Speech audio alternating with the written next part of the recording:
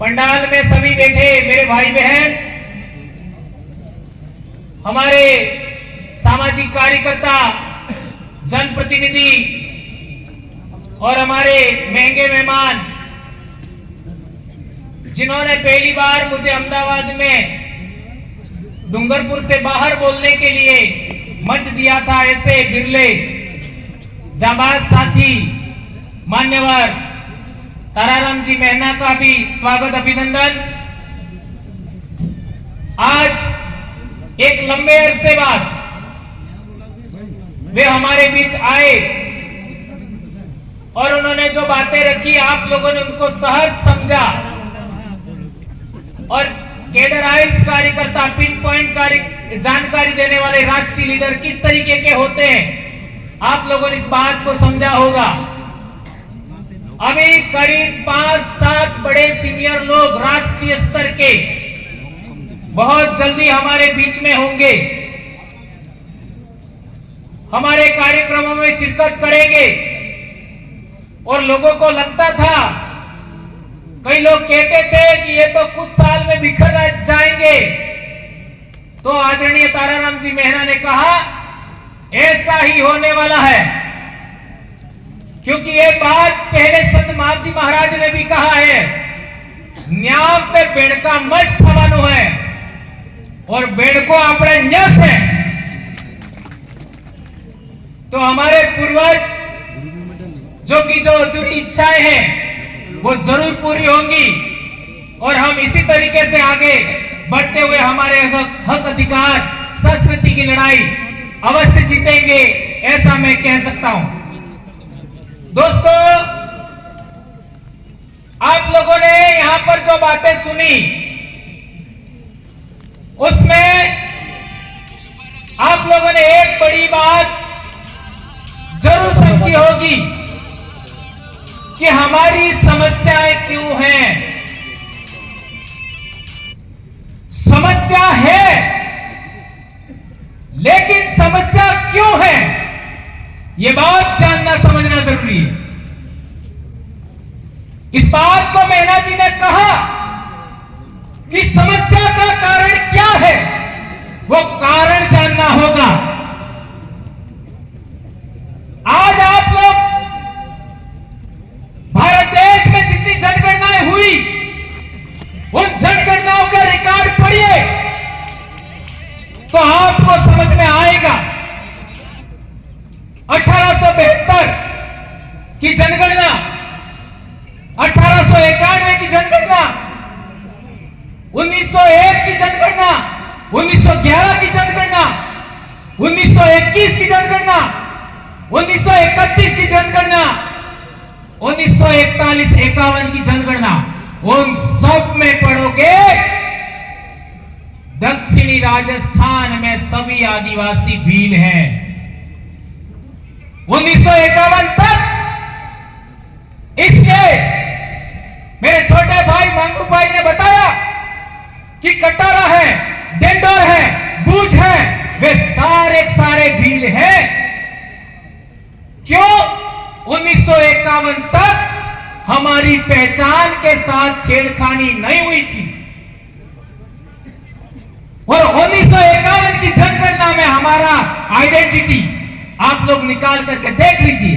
इस वजह से 1951, 52, 55, 56 के आसपास जितने भी जमीन के रिकॉर्ड बने वो 1951 की जनगणना के आधार पर बने। इसलिए हमारी आइडेंटिटी, हमारी पहचान भील है। इसके बाद में षड्यंत्र हुआ और उस षड्यंत्र के तहत हम लोगों का, चूंकि संविधान के अंदर भी आप लोग देखोगे तो पहले नंबर पे भील है और दूसरे नंबर पे क्या है सूची में? पहले नंबर पे भील है, दूसरे नंबर पे क्या है? भील मीणा। यदि डॉक्यूमेंट बनते, जमीन का रिकॉर्ड बनता, जाति प्रमाण पत्र बनता तो भील मीणा लिखना चाहिए था, लेकिन उन्होंने भील शब्द हटा दिया। इससे समस्या पैदा हुई है। हम लोग राजस्थान में करौली, दौसा, जयपुर, सवाई माधोपुर के हमारे भाई हैं, उनके खिलाफ भी नहीं है, ये बात भी समझना होगा, नहीं तो फिर उल्टा हो जाएगा। यह हमारी मूल आइडेंटिटी का मामला है, यह भारत के मूल बीज का मामला है, मूल मालिकों का मामला है। अरावली पर्वतमाला में सबसे पहले होमोसेपियंस बना, उसके वंशज भील हैं। ये बात पुरातत्वविदों ने, इतिहासविदों ने, भाषाविदों ने ये बात साबित किया है।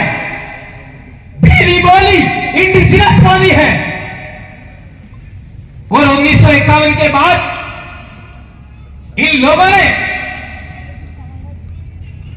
उदयपुर, चित्तौड़गढ़, राजसमंद, भीलवाड़ा, प्रतापगढ़ की बोली को क्या बोल दिया? मेवाड़ी। 1905 का जाति क्रिया संघ का भाषाई सर्वेक्षण पे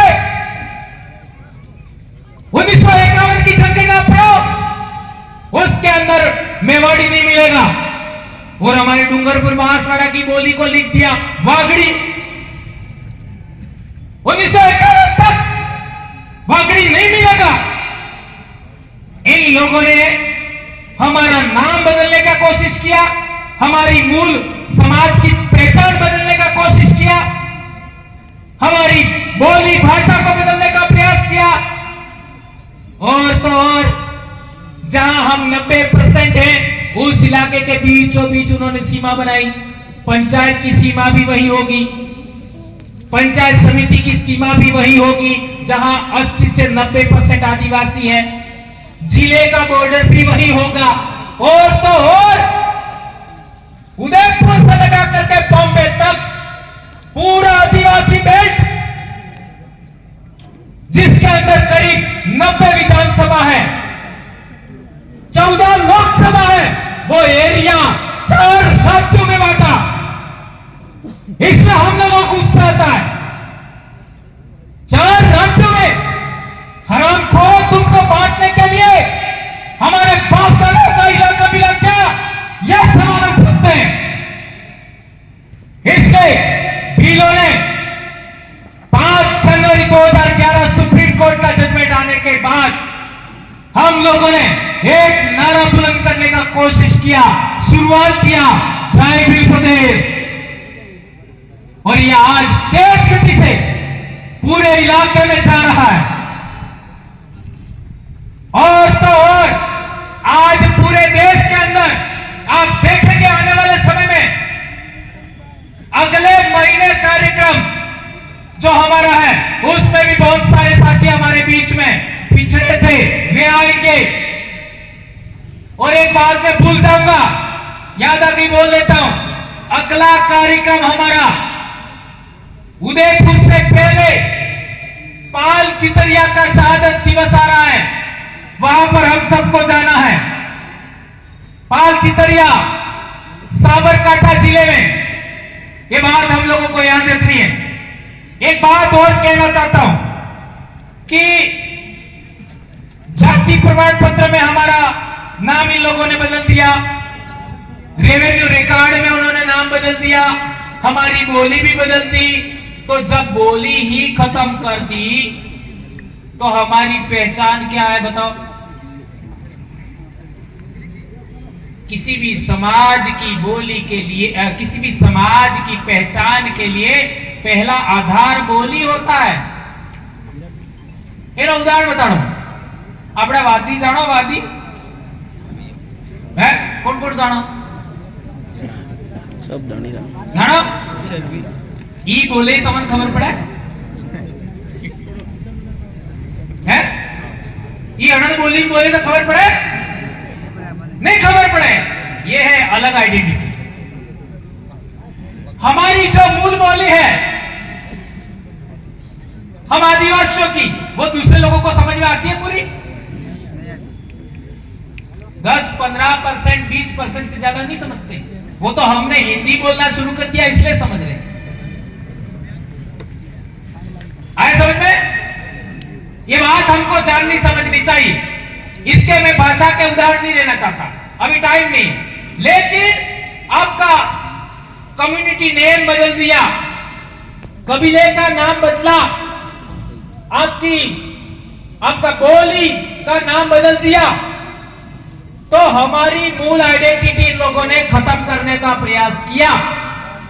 और आदिवासी परिवार के जनजागरण से पहले हमारे इलाके में हमारे बाप दादे राजा महाराजा थे, ये भी बात हम लोग बोलने से कतराते थे। आज जितने चौक चौराहे हमारे लोगों ने महापुरुषों के नाम पर बनाए, ये कहीं पर भी देखने नहीं मिलता था। कहीं हमारे चौक चौराहे की मूर्ति पर, आपका चौराहे पर मूर्ति देखने को नहीं मिलती थी। आज ये सब हो रहा है। तो ये सभी बातों को ध्यान में रखते हुए हमारे जो मूल बात है, हमारी पहचान, और उस पहचान के आधार पर आरक्षण। अब सवाल पैदा होता है कि सुप्रीम कोर्ट ने जजमेंट दिया, क्या जजमेंट दिया? कि आरक्षण का उपवर्गीकरण होना चाहिए, आरक्षण का उपवर्गीकरण होना चाहिए। और हमारे राजस्थान में कई लोगों ने कोर्ट में वाद दायर कर रखा है कि ये आदिवासी नहीं है, इनको बाहर निकाला जाए, ऐसा हम नहीं मानते, लेकिन वाद दायर कर रखा है। और यदि वाद दायर किया और कोर्ट में तो कैसे जजमेंट आते हैं, अपन को कई सारे जजमेंट आपका विरोधाभासी आ जाते हैं। तो हम लोगों ने देखा, और किसी कारणवश मान लो जजमेंट नहीं भी आया और यह नियम बन गया कि मीणा कम्युनिटी को ए श्रेणी मान लिया जाए और इसको इनकी जनगणना के अकॉर्डिंग इतना आरक्षण दिया जाता है, और भील कम्युनिटी को बी श्रेणी मान लिया जाए, बी कैटेगरी मान लिया जाए, और इनकी जनगणना के अकॉर्डिंग इनको इतना आरक्षण दिया जाता है। तो बताओ मेरे को, ये प्रतापगढ़ वाले, सलूमर वाले, हमारे आसपुर वाले, उदयपुर वाले, उनका क्या होगा जरा बताओ, क्या होगा जरा बताओ? संकट में आएंगे कि नहीं आएंगे? और जब हमारा यहां का आदिवासी ही 2 हिस्सों में बढ़ जाएगा, तो 5वीं अनुसूची का क्या होगा? क्या होगा सोचो। ये बात समझनी जाननी जरूरी है। इसलिए और गंभीर बात मैं बताना चाहता हूं कि हम 1951 से पहले क्या थे और आज क्या है। यदि 1951 से पहले हमारी पहचान कुछ और थी और आज कुछ और है, तो आने वाले समय में 50 साल बाद, 100 साल बाद ये होगा कि ये जो पहचान बदले हुए लोग हैं वो बाहर से आए हैं। ऐसा भी हो सकता है, और ऐसा भी हो सकता है इनको सीधा ओबीसी में डालो।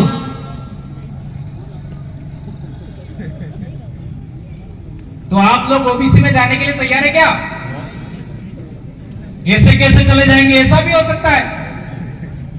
तो ये हमारा सिमलवाड़ा का उदाहरण देख लो। सिमलवाड़ा में डामोर लोग आदिवासी है, और बॉर्डर क्रॉस करते ही एक भाई बॉर्डर के उधर रहता है और एक भाई बॉर्डर के इधर रहता है, आपका गुजरात बॉर्डर पर। तो जो इधर रहता है वो भाई तो आदिवासी है, और उधर वाला भाई को ओबीसी का भी प्रमाण पत्र नहीं मिल रहा है। आज 65-70 दिन हो गया वो बच्चों को स्कूल नहीं भेज रहे, और लड़ाई लड़ रहे, कोई सुन नहीं रहा है। और ये बात 2017-18 में वहां के सम्मेलन लेकर के हम कह चुके हैं, पर उस समय इनको समझ में नहीं आ रहा था। आज उनको ओबीसी में भी सर्टिफिकेट नहीं मिल रहा है। उनका गोत्र कटारा है, उनका गोत्र अमलिया है, उनका गोत्र मसार है, उनका गोत्र पगी है। इसलिए यह बात जाननी समझनी जरूरी है। अब सवाल पैदा होता है कि क्या किया जाए। बिंदु बहुत सारे, लेकिन समराइज करते हुए हम हम लोग बाड़मेर में भी कई बार गए, जोधपुर गए और पाली सारे इलाके में जनजागरण किया। वहां के हमारे भील भाई है, उनका भी कहना है कि हमारा अलग आरक्षण होना चाहिए। ये अपना शेड्यूल्ड एरिया उसी की तर्ज पर वहां रेगिस्तान के इलाके में भी होना चाहिए। और हमारे जो ये कोटा बूंदी वाले भाई है, आड़ोती वाले, वो भी कहते हैं हमारा भी अलग होना चाहिए। इसलिए हम लोगों ने तय किया है कि राजस्थान का जो आदि आपका एरिया है वहां पर 4 क्षेत्रों के आधार पर 4 तरीके से बांट दिया जाए। एक शेड्यूल एरिया हो गया और सिविल एरिया के अंदर एक आपका कोटा बूंदी वाला इलाका है उसको एक अलग, और रेगिस्तान का इलाका उसको अलग, और एक हमारा जो मीणा भाइयों का इलाका है वो अलग। इस तरीके से जनसंख्या के आधार पर इलाका वाइज आरक्षण दिया जाए, ये मांग हम लोग उठा रहे हैं। इस मांग का क्या आप लोग समर्थन करते हैं? अरे वो आ जाएंगे, कहीं और जाने वाले नहीं। क्या ये मांग आप लोग मानते हो? यदि मानते हो तो हाथ ऊंचा करके बताओ। इस बात को इस तरीके से समझाना है कि राजस्थान के अंदर समुदाय वाइज आरक्षण नहीं बांटना है, एरिया वाइज बांटो। इससे क्या फायदा होगा कि हमारा इलाका शेड्यूल्ड एरिया है, शेड्यूल्ड एरिया की एकता बनी रहेगी, और शेड्यूल्ड एरिया की एकता बनी रहेगी तो 5वीं अनुसूची की लड़ाई आगे लड़ना जरूरी है। वो हम लड़ पाएंगे, जैसा मेहना जी ने बताया कि 5वीं अनुसूची का प्रावधान क्यों किया गया था, और बहुत सारी बातें। क्या बोलना है हमें? ये बोलना है क्योंकि हमारे रेगिस्तान के भाई है वो भी अलग तरीके से मांग रहे हैं, और कोटा बूंदी के भाई है वो भी अलग तरीके से मांग रहे हैं। और सबसे महत्वपूर्ण बात, वो सारा इलाका सिविल एरिया है लेकिन हमारा इलाका शेड्यूल्ड एरिया है, और आप लोगों को पिन पॉइंट जानकारी देकर समझा दिया गया है, बार बार बताया गया है कि 5वीं अनुसूची का अधिकार, शेड्यूल्ड एरिया का अधिकार, यह हमारे बाप दादाओं ने लड़ झगड़ करके अधिकार हासिल किया है। इसलिए इसमें किसी भी तरीके से खंडित नहीं होना चाहिए। यह एरिया किसी भी तरीके से इस इलाके में विभिन्नता पैदा नहीं होनी चाहिए।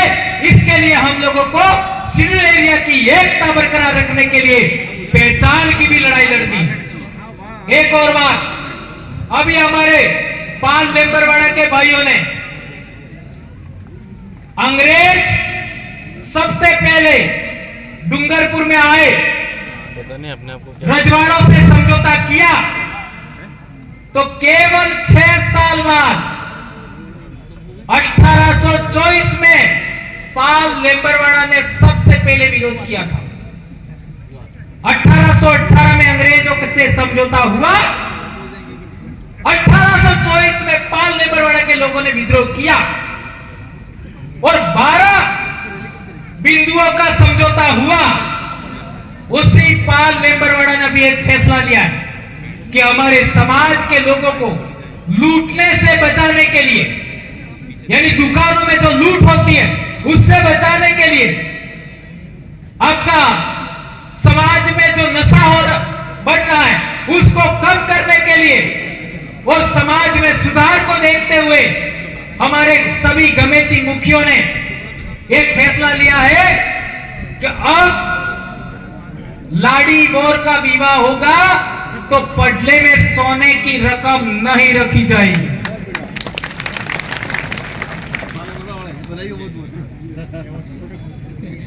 ये बात आप लोगों को भी आगे बढ़ानी है अपने इलाके में, क्योंकि आज रकम लेकर के हम लाए, लाड़ी को पहनाई, विवाह हो गया, और इसके बाद वापस जाकर के वो रकम को बेचो, कितना प्रतिशत मिलेगा? या कहीं 60 आप लोगों से कितना वसूलते? 50। 100%। इसलिए इस तरीके का काम भी अभी हम लोगों को करना है। इसका भी अभी संगठन बनने वाला है। आदिवासी संस्कृति रक्षण समिति नाम से नया संगठन अब बनने वाला है। और एक इंपॉर्टेंट बात, आजकल हम लोग वीडियो देख रहे हैं, डीजे चल रहा है और अटैक आ गया और मर गया। हो रहा है, हो रहा है। इसको ध्यान में रखते हुए हमारे लोगों ने फैसला लिया कि विवाह में डीजे बंद। क्या ऐसा प्रतापगढ़ में होना चाहिए? ये बात हम लोगों को आगे बढ़ानी होगी। और विवाह के अंदर किसी भी सूरत में हम लोगों को दारू नहीं बांटना है। ये बात करोगे या नहीं करोगे? ये जो लड़कियां हैं उनसे पूछना चाहता हूं, क्या यह करना चाहिए? कौन कौन पसंद करेंगे? हाथ ऊंचा करो जरा। बहुत अच्छा मेरे बेटा, ये बातें हम लोगों को आगे बढ़ानी है। अरे यार, एक नया मुद्दा फिर लेके आ गए, प्री वेडिंग। ये क्या लफड़ा है? तगड़ा है राजकुमार जी, તમે કીધું તું एक्स्ट्रा मतलब वो कहीं बोलो इससे पहले और बाद में मॉडल पायलट प्रोजेक्ट। अच्छा,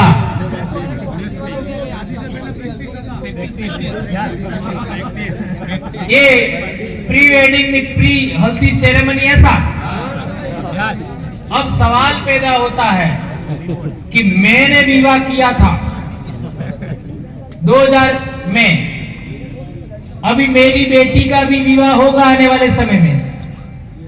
अभी उसका भी पढ़ाई पूरा हो गया, MBBS हो गया, और कल ही डूंगरपुर आई है। नहीं तो आज मैं लेके भी आता, थकी हूं इसलिए लाया नहीं, अगले कार्यक्रम में लेके आऊंगा। मेरी बेटी का जिस दिन विवाह होगा, एक फोत्री भी होना नहीं मनने मंगाड़ूंगा, ये गारंटी दे रहा हूं आज मैं। फोत्री भी नहीं, बिल्कुल नहीं। और प्री वेडिंग एडिंग की बात ही छोड़ दो, ये भंवरलाल परमार है, एक बार कह दिया मामला खत्म।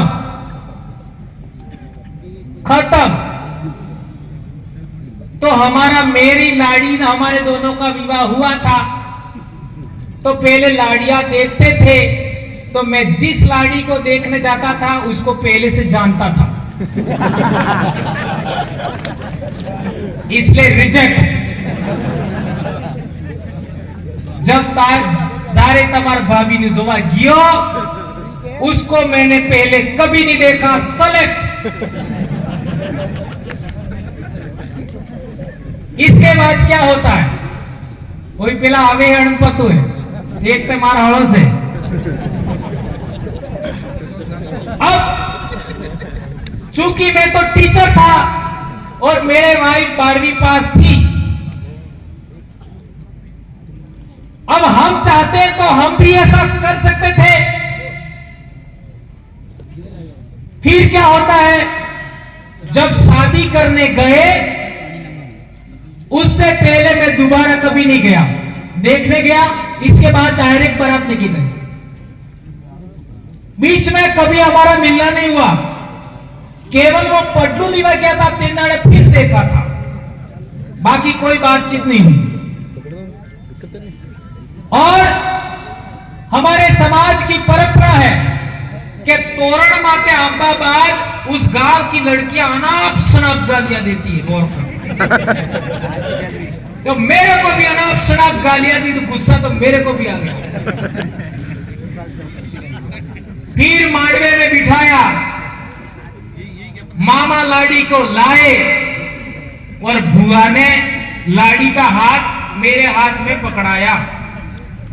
लाड़ी कौन? तुलसी परमार। और वो कौन? भंवरलाल परमार। इससे पहले मेरे वाइफ का अंगुली भी नहीं अड़ा था मेरा। ये होता है विवाह, अंगुली भी नहीं अड़ा। और ऐसा आपके भी मां बाप के साथ हुआ था तो हाथ में हाथ देने का विशेषाधिकार किसका है? बुआ का। तो यदि आप प्री वेडिंग करते हो तो बुआ का अधिकार खत्म हुआ कि नहीं हुआ? हो गया। बुआ का विशेषाधिकार खत्म हुआ कि नहीं? और मामा लाड़ी को गुदरेज से उठा करके बाड़वे में लाता है। और यदि आप वोर को तोरण पर माला पहनाने के लिए लाड़ी को बुला करके माला पहनाते हो तो मामा के विशेषाधिकार का क्या हुआ? सोचिए,